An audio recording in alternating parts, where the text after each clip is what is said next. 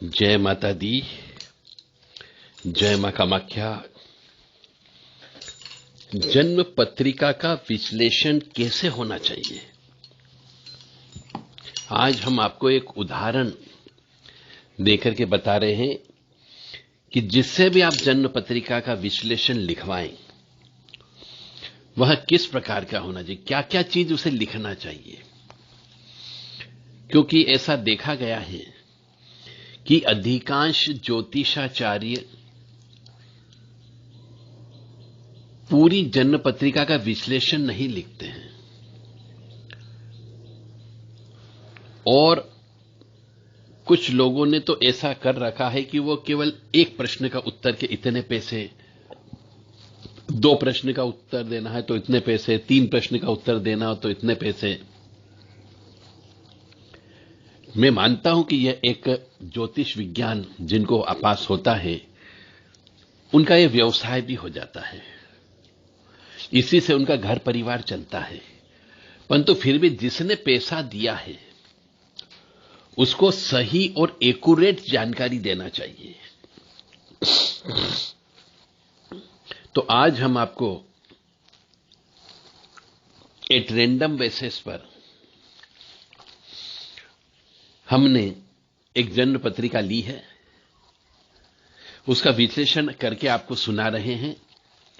यदि आपको भी इसी प्रकार का विश्लेषण चाहिए तो देव राधा ट्रस्ट सत्यवाणी चैनल के जो व्हाट्सएप नंबर है 7649862712 और 7987237885, ये व्हाट्सएप नंबर है। इन व्हाट्सएप नंबर पर अपना नाम, पता, जन्म तारीख, जन्म समय, जन्म स्थान भेज करके उचित दक्षिणा देकर के आप ऐसा विश्लेषण अपना, अपने परिवार की सदस्यों का करवा सकते हैं, जिसमें जीवन के सभी महत्वपूर्ण अंगों का विश्लेषण किया जाता है।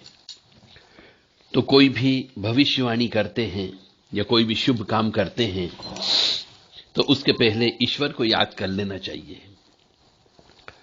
तो हम प्रारंभ करते हैं। मुझे उम्मीद है कि आप सब इसको बड़े गौर से सुनोगे और हो सकता है मैं जो तारीख बताने जा रहा हूं और समय बताने जा रहा हूं, उस तारीख और समय पे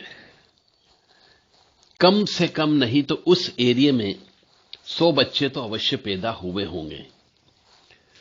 तो उन 100 बच्चों में से यदि किसी का भी ये जन्म तारीख और जन्म समय हो जो मैं बताऊंगा और विश्लेषण करूंगा, तो वो मुझे संपर्क कर सकता है, उसको और उचित सलाह दी जा सकती है और उसकी अधिक से अधिक मदद की जा सकती है। तो प्रारंभ करते हैं। सर्वप्रथम कोई भी कार्य करते हैं तो हिंदू सनातन धर्म के अनुसार गणपति बप्पा को याद करना अत्यंत आवश्यक होता है। सभी स्थान के देवी देवताओं को याद करना जरूरी होता है, तभी वह सफल होता है कार्यक्रम। ओम श्रीमन महागणाधिपते नमः, ओम उमा महेश्वराभ्यो नमः, ओम शची पुरंदराभ्यो नमः, ओम वाणी हिरण्यगर्भाभ्यो नमः, ओम लक्ष्मी नारायणाभ्यो नमः, ओम कुल देवताभ्यो नमः, ओम इष्ट देवताभ्यो नमः, ओम ग्राम देवताभ्यो नमः, ओम स्थान देवताभ्यो नमः, ओम सर्वेभ्यो देवेभ्यो नमः, ओम सर्वेभ्यो तीर्थेभ्यो नमः, ओम सर्वेभ्यो ब्राह्मणेभ्यो नमः, ओम सर्वेभ्यो ऋषिभ्यो नमः, ओम सर्वेभ्यो सिद्धाय नमः, ओम नवग्रह देवताभ्यो नमः, ओम वास्तु देवताभ्यो नमः, ओम गुरुभ्यो नमः, ओम मातपितृचन कमलेभ्यो नमः, ओम सर्वेभ्यो पितृभ्यो नमः, ओम छम क्षेत्रपालाय नमः, ओम बम भैरवाय नमः, ओम क्लीं कालिकाय नमः, ओम क्लीं कृष्णाय नमः, हम हनुमते नमः, ओम नमो भगवते वासुदेवाय, ओम नमो नारायणाय, ओम उग्रवीरं महाविष्णुं ज्वलन्तं सर्वतोमुखं नरसिंहं भीषणं भद्रं मृत्युं नमाम्यहम्। हरे राम राम राम हरे हरे, हरे कृष्ण कृष्ण कृष्ण हरे हरे। दुर्गति नाशिनी दुर्गा जय जय, काल विनाशिनी काली जय जय, उमा रमा ब्रह्माणी जय जय, सीता राधा रुक्मणी जय जय। अब अपन आते हैं, जिस भी मनुष्य का जन्म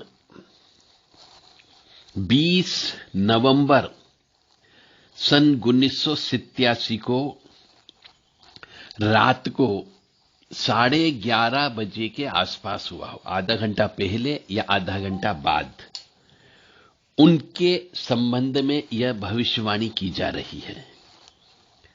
20 नवंबर सन 1987 को रात को 11 से 12 बजे के बीच में बाराबंकी यूपी के आसपास 100 किलोमीटर के दायरे में जिन जिन बच्चों का जन्म हुआ हो, उनके संबंध में यह भविष्यवाणी की जा रही है।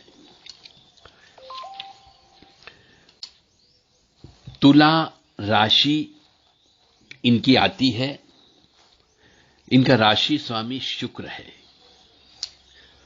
तो राशि स्वामी शुक्र होने की वजह से इनको देवी जी की उपासना करना चाहिए।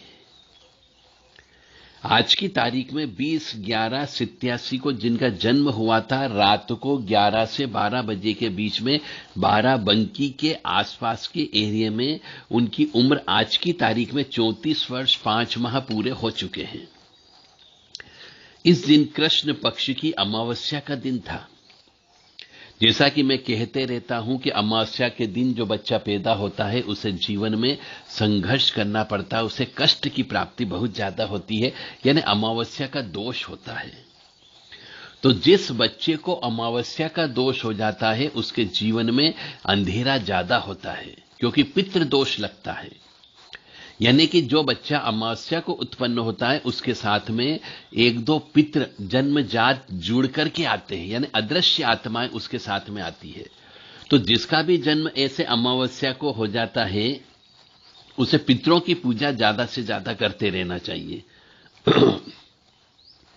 विशाखा नक्षत्र के तृतीय चरण में उत्पन्न हुए हैं, इसलिए इनके स्वामी गुरु कहलाते हैं। और जो कि अमावस्या के दिन पैदा हुए हैं और विशाखा नक्षत्र के स्वामी गुरु हैं, तो यहां पे गुरु दोष की उत्पत्ति होती है। दिन शुक्रवार का दिन था, योग जो है शोभन योग था, करण चतुष्पद है, चांदी के पाये में पैदा हुए हैं। तो 3 प्रकार के लोहे का पाया, चांदी का पाया और तांबे का पाया होता है। तो लोहे का पाया सबसे अच्छा माना जाता है, चांदी का पाया मध्यम होता है और स्वर्ण का पाया सबसे बुरा माना जाता है। तो यहां चांदी के पाये में है, यानी कि इनकी जिंदगी में 50% दुख है और 50% सुख है। क्षुद्र वर्ण है, गण राक्षस है, नाड़ी अंत है। लग्न जो है सिंह लग्न की पत्रिका बनती है, इसका स्वामी सूर्य होता है। तो जिस भी मनुष्य का सिंह लग्न की पत्रिका में स्वामी सूर्य बनता है, उसे सूर्य उदय हो उसके पहले पहले अपना बिस्तर छोड़ देना चाहिए। यानी वह नियम बना ले कि मुझे ब्रह्म मुहूर्त में उठना है और स्नान ध्यान करके सूर्यनारायण भगवान को जल देना है, तो मान करके चले वो अपनी जिंदगी के आधे कष्टों को स्वयं समाप्त कर सकता है। किसी तांत्रिक के पास जाने की जरूरत नहीं, किसी पंडा पुजारी भगत के पास जाने की जरूरत नहीं। सिर्फ ब्रह्म मुहूर्त में उठ करके सूर्य उदय होता है, उस समय पे आपको सूर्यनारायण भगवान को जल चढ़ाना है। ओम ह्रीम घणी सूर्य आदित्य श्रीम ओम, या ओम ह्रीम सूर्याय नमः, ओम राम ह्रीम रोम स सूर्याय नमः, या आदित्य हृदय स्त्रोत बोलते हुए जल देना है। ऐसा करने से आपके शत्रुओं का नाश होने लगेगा। तो सिंह लग्न की पत्रिका है जिसका स्वामी सूर्य है। 20/11/87 को रात को 11 से 12 बजे के बीच में बाराबंकी के 100 किलोमीटर के दायरे में जिसका भी जन्म हुआ हो, उनके बारे में भविष्यवाणी की जा रही है। बुध की महादशा वर्तमान में चल रही है, जो 18/12/2030 तक चलेगी। अंतरदशा चंद्र की चल रही है, जो 18 जून 2022 तक चलेगी। और उसके बाद में मंगल की, बुध की महादशा में मंगल की अंतरदशा आ जाएगी, जो 15/6/23 तक चलेगी। इस पत्रिका के अनुसार काल सर्प दोष की उत्पत्ति हो रही है। करकोटक नामक कालसर्प दोष लगा हुआ है, जिसकी शांति प्रत्येक वर्ष नाग पंचमी के दिन या श्रावण मास में कराना ही कराना चाहिए। चूंकि सूर्य और शनि चतुर्थ स्थान पे बैठा होने की वजह से पितृदोष की उत्पत्ति भी होती है। तो ऐसे बालक जो 20/11/87 को रात को 11:30 से 11 से 12 के बीच में जन्म हुआ हो, 12 बंकी से 100 किलोमीटर के दायरे के अंदर अंदर, तो उनको पितृदोष की उत्पत्ति है।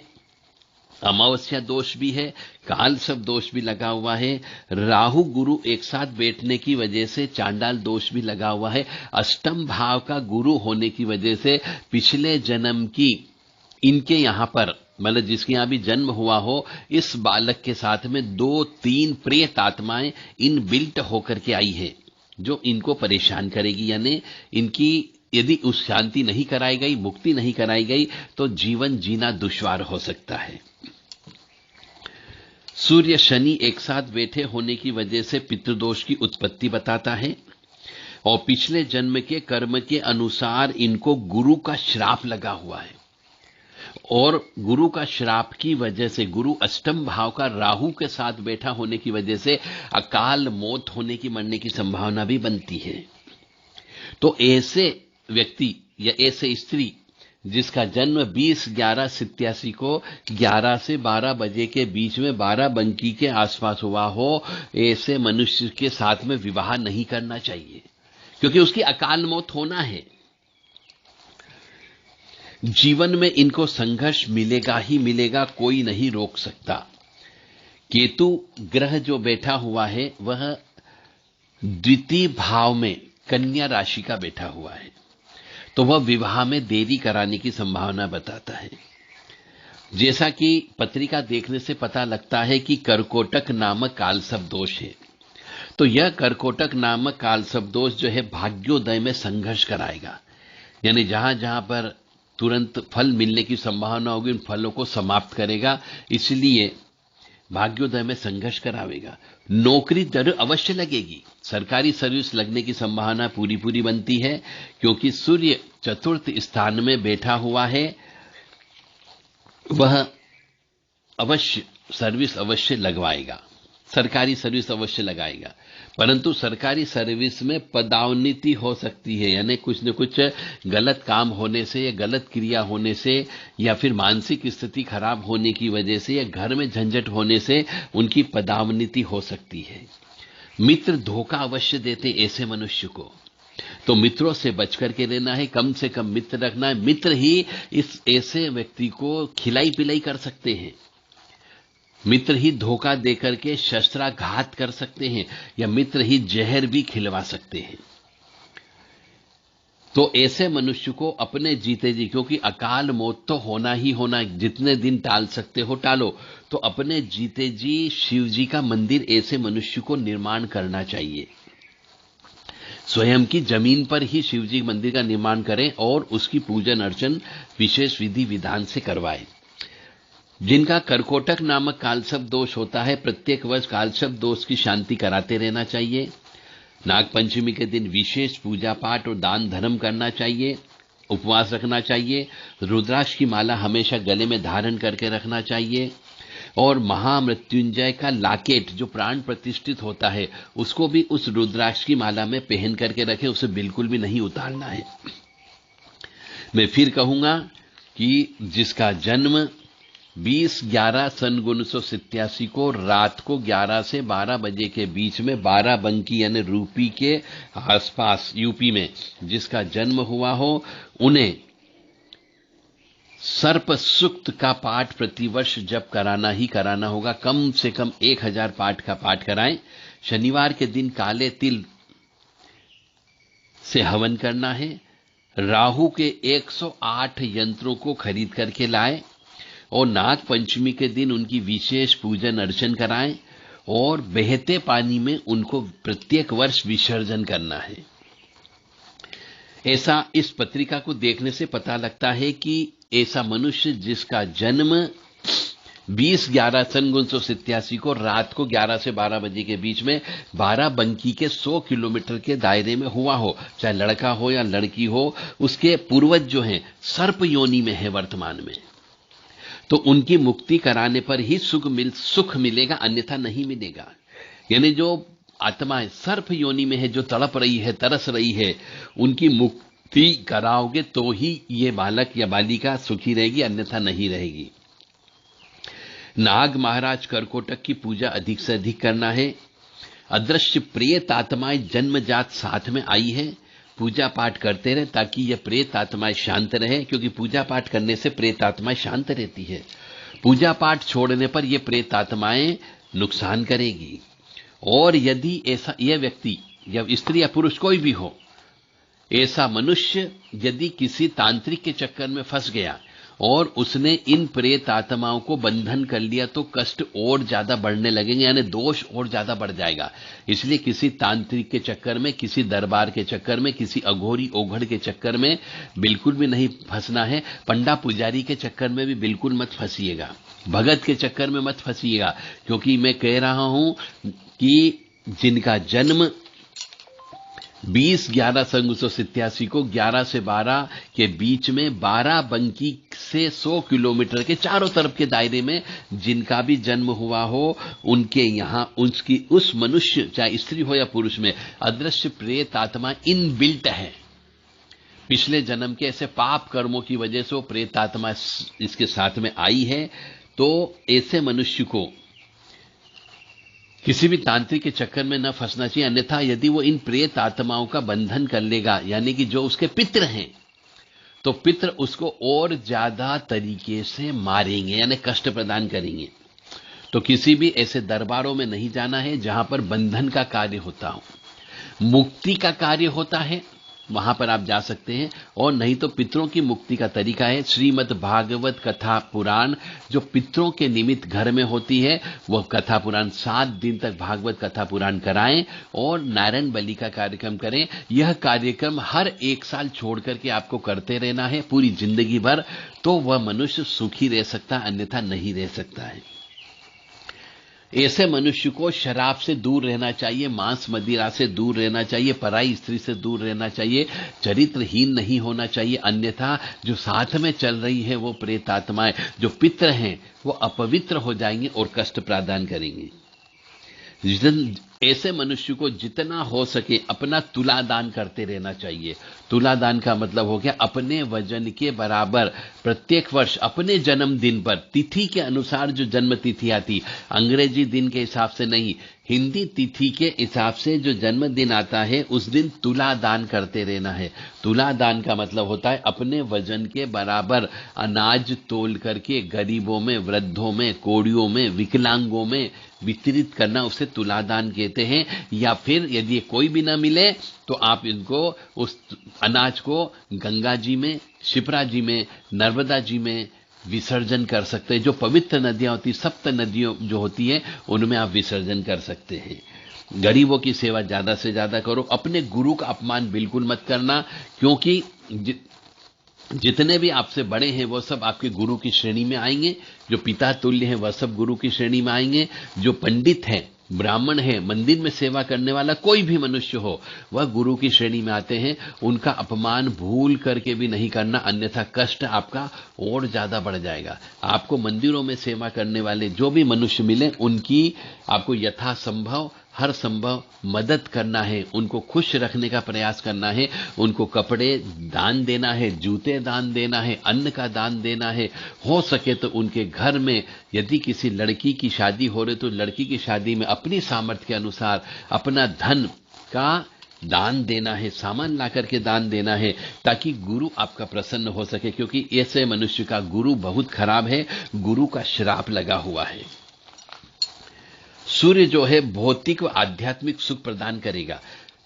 ऐसे मनुष्य की जिसका जन्म 20/11 सन 1987 को रात को 11 से 12 बजे के बीच में बाराबंकी के आसपास 100-150 किलोमीटर के दायरे में हुआ हो, उसकी सरकारी सर्विस लगने की संभावना बहुत ज्यादा है। राज में दरबार मिल सकता है, यानी कि सरकारी सर्विस मिलेगी, अच्छी सर्विस मिलने की संभावना है, वैभवपूर्ण जीवन रहेगा और अपने अंडर में एक से अधिक वाहन उसके रहने की संभावना है। ऐसे मनुष्य को माता जी की लाइलाज बीमारी लग जाती है ना, ऐसे मनुष्य की जो माँ होगी, चाहे स्त्री हो या पुरुष हो, उसको माँ को लाइलाज बीमारी लग सकती है और माँ की मृत्यु के बाद ही ऐसे मनुष्य को सुख मिलता है। यानी ये ऐसा बालक जो 20/11/87 को जन्म हुआ हो, 11 से 12 बजे के बीच में, जिसका भी जन्म हुआ हो, 12 बंकी के आसपास में, चाहे लड़का हो या लड़की हो, उसकी माता की मृत्यु के बाद ही उसे सुख मिलता है। यानी मां के ऊपर भारी है, मेहनत सफल होती है, कुल दीपक योग बनता है, पद्म सिंहासन योग बनता है और उच्च स्थान अवश्य प्राप्त होता है ऐसे मनुष्य को। उत्तम वाहन सुख प्राप्त होता है, भवन सुख अच्छा प्राप्त होता है, परंतु वाहन से दुर्घटना की संभावनाएं बनती है। यानी या तो वाहन से दुर्घटना में मृत्यु होने की संभावना है, या फिर कोई शस्त्र घात से मृत्यु होने की संभावना है, या फिर कोई जहर खिला करके आपको मारने की संभावना बनती है। तो तीन में से कोई सी भी एक प्रकार से, जैसा भी ग्रह नक्षत्र चल रहा होगा, अकाल मौत होने की संभावना उसकी बहुत ज्यादा है। इसलिए ऐसे मनुष्य से विवाह मत करना। यदि आपके पास में इस तारीख वाली कोई पत्रिका आती हो तो पत्रिका का अच्छे से विश्लेषण अवश्य करा लें, क्योंकि चाहे लड़का हो या लड़की हो, अकाल मृत्यु इसकी अवश्य होना है। मित्र इसको धोखा दे सकते हैं, उसी आधार पर इनकी मृत्यु होगी। स्त्री मित्रों से भी इनको लाभ हो सकता है और स्त्री मित्र ही इनको धोखा दे सकते हैं। शनि मुख्य मार्गेश है, तो शनि की दशा में भी मृत्यु हो सकती है। शनि में राहु हो सकता है, गुरु में राहु हो सकता है, राहु में गुरु हो सकता है। तो शनि मुख्य मार्ग से या शत्रु राशि में बैठा है, ठेकेदारी करने से लाभ होगा, जमीन जायदाद का भी लाभ होगा। शत्रु अवश्य होंगे इनके जीवन में जो कष्ट प्रदान करेंगे और भौतिक सुख अवश्य इनको मिलेगा ही मिलेगा।